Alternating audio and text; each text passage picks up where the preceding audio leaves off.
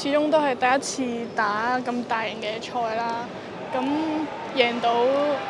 16強都已經好滿足啦，起碼冇一啲好嚴重嘅失誤啦。因為始終對手都好強，所以就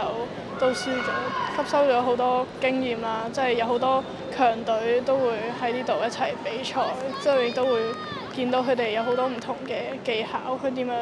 做好啲、踢好啲、踢高啲，同埋有更多嘅力量去做一套套拳。我希望自己可以提升返實力啦，可以同啲更加強勁國家嘅選手可以比拼到，就唔好而家個差距差咁大，即係可以縮細少少個差距，同埋最好可以攞獎。我就今日嘅表現就唔係太滿意啦，個人嚟講，因為始終自己嘅心理質素唔係太好啦，跟住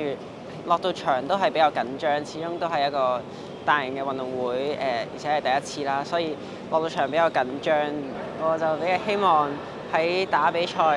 個 preparation 同埋打緊嘅時候就唔好咁緊張，即係無論個對手係邊個都唔應該咁緊張。落到場打就應該要放鬆啲，就唔好諗自己對手係邊個，就